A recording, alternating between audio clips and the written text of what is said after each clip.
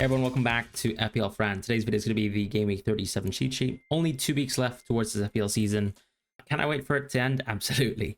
No, I'm kidding. But we are looking at really a window where, yes, of course, I think a lot of the tried and trusted strategy is just targeting some of these relegation teams. But there's lots of differentials now, and I think a lot of people are making decisions for their mini leagues. So this is the time of the season where I think you can stray a little bit further from the course because you just are kind of tapping into the variance of what is just 2 games left. And there's plenty of picks actually that I think are differentials this week that will be extremely low owned that you can start targeting, because at this point you kind of have the opportunity to really just target single game week fixtures, as opposed to thinking I'd like to own a player from a strong team who has strong minutes, who will play 4 to 5 fixtures guaranteed over this run at the bare minimum. So yeah, lots of targeting, and I think, you know, the overall theme that we've sort of discussed over the last few weeks is just this idea that ultimately you do want to be targeting teams who are playing midweek matches, prioritizing other competitions. And so a little bit of flavor for Game Week 37. It is a Friday deadline. There is going to be a Europa League final as well. There's also going to be the FA Cup final. The Europa League final is actually on Wednesday, 21st of May. So what that actually means is that teams like Tottenham and United are not going to care about what team they're fielding at for Game Week 37, just like they didn't for Game Week 36 and 35. And so, yeah, we're here in Game Week 37. Tottenham, I believe, play on the Friday, so do United. So you just have an opportunity here to simply target. You even have, hopefully, the benefit of potentially some leaks within Aston Villa. Not that they really matter. I think they have a pretty standard squad. Unfortunately, the squad is a bit thin.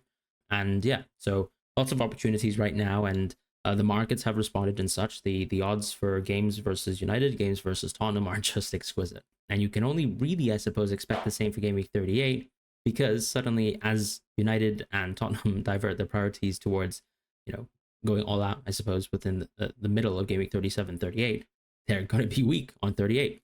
So let's just step into the cheat sheet. As you guys know, it's obviously just a tier list of different positions. Looking at, you know, based on the price point as well, factoring in underlying stats, immediate fixtures, which are 2, and just my expected minutes. Rodgers gets a rise. I just think Aston Villa's games are so good. The Tottenham sort of money line, I suppose, is just amazing. And CISO gets added as well. The 2 fixtures for Ipswich are actually really good, and his minutes have also turned really, really good. Now, I guess Ipswich aren't in a position where they necessarily need to do anything in specific with regards to their season, but I think they've probably been out of the relegated teams the most competent, and I can only expect that someone like Enciso will continue to turn out good numbers as he has recently. And Sarr remains at where he's at. He's one of the tricky players because I think that his minutes feel really, really safe for Crystal Palace. I know recently he was rotated for one of the matches, but I think the player who's actually most likely to lose minutes, you know, in amongst, let's say, an FA Cup final would probably be someone like Mateta, coming out of that game and probably putting his best foot forward, I suppose, within the FA Cup final. We've seen Mateta bench more often than not, just because they have Nketiah, but they're quite thin as well. So I think Sarr's minutes look good. And in reality, for the Crystal Palace players that you actually own and have been holding up until this moment in time, there's really no reason to sell them, in my opinion, up until Game Week 38. Most of the players will play the match, I would expect, in Game Week 37, with the exception to Mateta, who I think is most prone to potential rotation. And simply not even rotation, but just the idea that his minutes are limited, even if he was to start, let's say, in Game Week 37. In the next tier, I think there's actually been so much movement in this category, and I think a lot of transfers will be diverted towards this area as long as people actually have almost a welcome transfer. Neto, for me, is probably the most interesting option. The last time we saw Chelsea play, they did actually play him as a center forward in place of Jackson when Jackson was out injured with a hamstring injury for quite a while. I guess the one caveat to that, I suppose, is Sancho's not allowed to play versus United. There's an opportunity, I suppose, for Neto to play on the left, but there still has to be someone who plays in a center forward type position. It could be Palmer still, but I think that tweak that Enzo had used previously will work. We've also seen previous opportunities where, let's say, Tyreek George is someone who actually plays for the team over someone like Nkunku, and I still think he will play most likely on the left instead than Neto playing there and then someone else playing within the center forward position. Although with Madueke back too, things could change, because the last time we saw Neto play center forward, that was when Madueke was out. I like Madueke, but I think his minutes are actually worse than Neto's. I think in terms of upside, his underlying stats consistently have always been better than Neto's, but the positional shift plus the minute sort of spread on them probably leans towards me thinking Neto's a much better option for this type of week, and you have a chance here to target United simply. Cliver got the drop. The City game isn't great. The minutes weren't great. Alex Scott got subbed really, really early for him in the previous match in Game Week 36 as they were playing versus Aston Villa, which I think is a bit of a pro for Clivert's minutes for 37 and 38, but it's not looking very good at all, is it? As far as, let's say, Asensio and Martinelli and even Trossard, these are all players who I think I quite like now. Martinelli doesn't have an amazing game 36, or 37 rather, but it's actually at least a home game, and Arsenal still play Southampton in Game Week 38. I think Martinelli probably actually has really safe minutes. We've seen the minutes actually coming back from injury be close to perfect for someone like Martinelli, who really only was ever rotated for some of these European games, which Arsenal unfortunately are no longer privy to. As far as Asensio, there's a lot less depth around the team. He is the penalty taker as long as he's on the pitch, and yes, he's missed the last 2 penalties, but that still has some value there, and I think that kind of adds to it. It might be the case, though, that maybe someone else does take a penalty this time around, but he certainly has been already mentioned by Emery as being someone who is still within that sort of penalty-taking lineup. As far as Eze, he stays exactly where he's at. He's just been an amazing pick as of late. I think if you own Eze, you sell him on Game Week 38 if you really want to. As far as the next few tiers of players, there's really not been too much movement. I've actually increased both Saka and Palmer because I do think that Palmer is an interesting captain here for Game Week 37, as a lot of people don't own him. His effective ownership is, justifiably extremely low. And for the first time in a long time, I think Palmer actually makes quite a lot of sense for people as a new transfer, for those who are sort of looking into the idea of, him actually showing some form as of late. Because I think there were definitely a lot of matches where the underlying stats were very dry, but, even in open play, with the exception, like taking the penalty out of the equation, numbers were really good versus Liverpool. And then, of course, I think the Newcastle game is a bit of an aberration just because the red card and things like that. As far as Saka, he gets a rise as well. I think the minutes for Arsenal as they close out, trying to get second, just finalizing that will probably be good. He generally likes playing football a lot. That's a pro.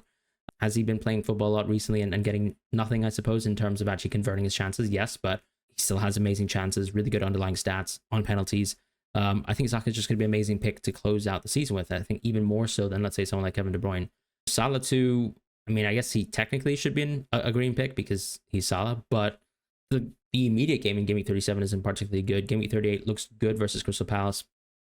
I can imagine Liverpool might go maybe a little bit closer to full strength for the final game of the season, but we very much know that Liverpool are on the beach. Salah is, I think, trying his best, but it's not really working out for him when it comes to, I guess, continuing to further break the records that he's setting this season.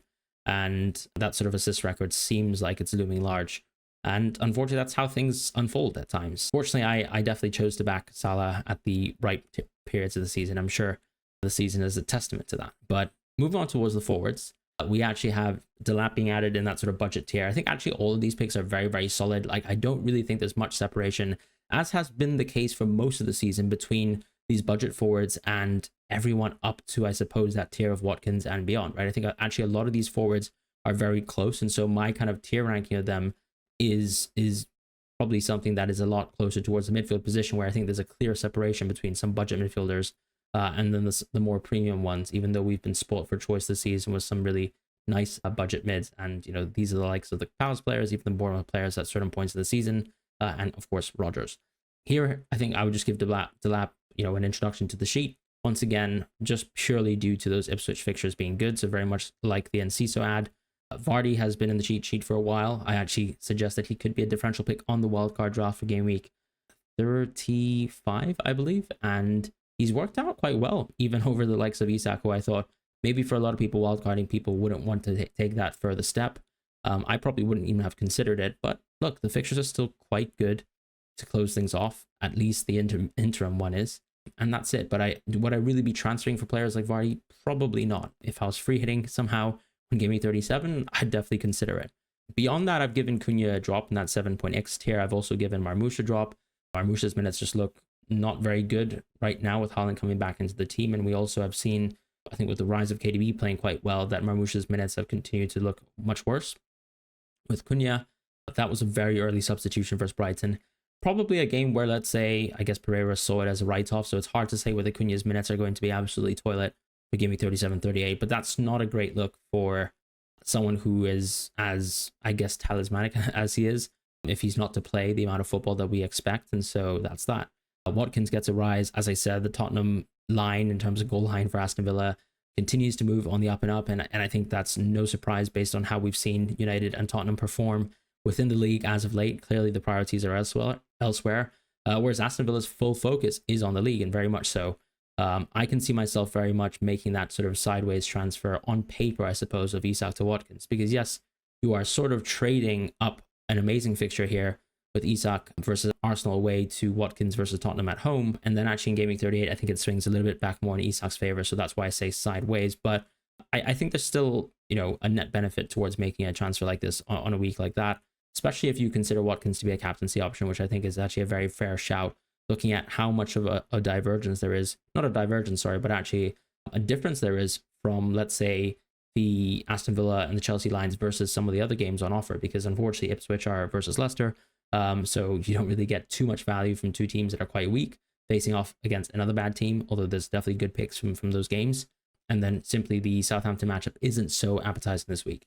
As far as defense, shifting over to that, we have a lot of changes, and that's because as you close out with the defense this season, you're probably unlikely to make defensive transfers, but if you do need a defensive transfer, it's also probably a situation where you're only looking to cover one game. So I think when you look at the defender cheat sheet, this cheat sheet is just going to move radically week to week because it's just fixture driven, and we're just looking at one potential for clean sheet for one game, almost driving why you'd want to transfer a player. So in this week, when we're thinking about game week 37, I think just the teams that come to mind clearly are Everton from a defensive point of view being very, very interesting. Wan-Bissaka is definitely someone who actually rises towards the top. Nottingham Forest, as I've mentioned many, many times in the cheat sheet, or actually more so within my kind of data recap type series, is they haven't been a good offense this season. I think as we've seen over the course of the season, that's probably been borne out a little bit. They've actually overscored a lot of goals, and so they've still overperformed, but I think the general expectation set by a lot of their underlying data is fair to say that they're not a great offense. And so a good little fixture here for Wan-Bissaka. Great little 12-point return for last week for a lot of owners, so congratulations to those. Vandenberg has been added to the cheat sheet, just reflection of his minutes, which I actually thought at one point might have been a little bit unsafe with some of the players coming back to the forefront for this Brentford team. Miklenko gets a rise. He's a fit player who's available, hopefully, for Everton. Unlike O'Brien within my own team, Agbado just gets a drop because the Wolves fixtures are a little bit worse now.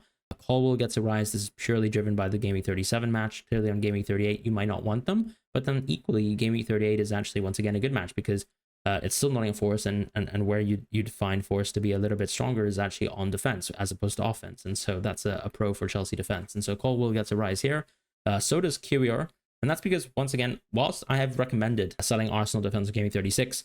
Equally, I suppose, it's just the idea that by Gaming 38 and that coming round, they're the transfer of the week, I suppose, if you need a defender in that position. So Kiwior gets a rise. O'Brien gets an asterisk applied to him, where he gets added to the sheet. I probably still would just go Miklenko anyways. Nico Williams gets a drop, and that's purely fixture driven with Nottingham Forest now losing the Leicester at home match and also not doing very well in that match too. Not the first time in the last 10 weeks where I've gone for a relatively attacking fullback versus a Leicester team who don't score many goals and they concede too. But I'll take it. Cucurella is new and definitely a pick to choose from over the course of this Chelsea season. I think he's actually probably been one of the clinical Chelsea attackers, and he's really established himself in the final third of the season. So that's something the manager has spoken towards as well, and I'm sure a lot of Chelsea fans feel he's a great pick from Gaming 37 onwards. As far as a lot of the other drops, it's really fixture driven as well. Ait Nouri, Aina Milenkovic, very similar to the Agbado and Nico Williams type drops. Ruben Diaz as well getting a drop is simply due to the City fixtures for the remainder of the season looking quite poor. Ruben Diaz as well, I think now there's a bit more of a gulf between him and Guardiola because it's more likely that we'll have a few more games with the Guardiola playing left back as opposed to Ruben. So I think Ruben gets a little bit more of a significant drop. And whilst the City defense has actually kept a lot of clean sheets recently, I'd still say that some of the underlyings aren't as healthy as they probably should look for a team that has kept as many cleans as they have as of late. But obviously a positive side in general if you're able to keep clean sheets in a collective row. So with these sort of premium tier price players, we only have small movements here. Guardiola getting a soft drop, Saliba getting a rise. As I said, just a bit of a swing as we sort of anticipate that we'd like to bring potentially an Arsenal player in Gaming 38, but it's probably still going to be an attacker, right? If we're thinking Martinelli, Trossard, Saka, these are the types of picks you want to say for Gaming 38, but it's just recognizing the strength of the defense anyways as we head towards that final game week of the season. Virgil gets a drop because the fixtures just don't look great. And the goalkeepers are very much a similar reflection of things. So Sanchez being added, very much like how Colwell and Cucurella have been added. Henderson getting a drop because Crystal Palace's fixtures aren't great, 38 in particular. Martinez being added. I think I probably did miss on Martinez recently, but clearly he was added in the time period where a lot of people were considering buying Aston Villa players for the first time, like for example around the double in Game Week 33 and also preceding that as well in the wild card, as we were potentially expecting a double at that point in time. Aston Villa's defense has gone from strength to strength recently. They've actually gotten a lot of clean sheets, and I think a lot of deserved clean sheets as well, because the underlying data within those matches has been very, very impressive. So a pretty significant shift in terms of how strong their defense is. They might be actually one of the best informed defenses in the league, not just purely because of clean sheets, but specifically on an underlying data basis, and that's impressive. So something to call out too, as we have 2 more games left, and Aston Villa care about these 2 games. Pope gets a small little rise. That's just, purely fixture driven. Everton at home doesn't mean too much, to be honest. I think no one's going to be moving into Pope soon, but Everton at home is around the corner, and that is a great game. Sells just gets a drop because the games are a little bit worse now, and Raya gets a soft rise as well, similar to a lot of the other Arsenal defensive rises. I think when I think about Arsenal defense as well, maybe one of the players that I have missed is Urian Timber. I just think that he's someone who, at this stage of the season where Arsenal don't have too much, I suppose, to play for, there's still opportunities for him to maybe be benched. I think it's more likely that he plays, of course, but just something to mention at this point in time. But he could be differential, as some people still carry, the likes of Saliba or Raya in their teams, and he is at least a defender who will have probably lower effective ownership. And so that's it for the cheat sheet series for this week. I hope you guys have a wonderful week. 2 games a week left, as I mentioned. I'm looking forward for the season to end, but there's still opportunities to get huge rises. In the last 2 seasons myself, I've had probably some of the best game weeks I've ever had on Game Week 38 specifically. I'm hoping that I can have some good game weeks soon at this point this season. But that's it for me. Thank you guys so much for watching. I'll see you guys soon.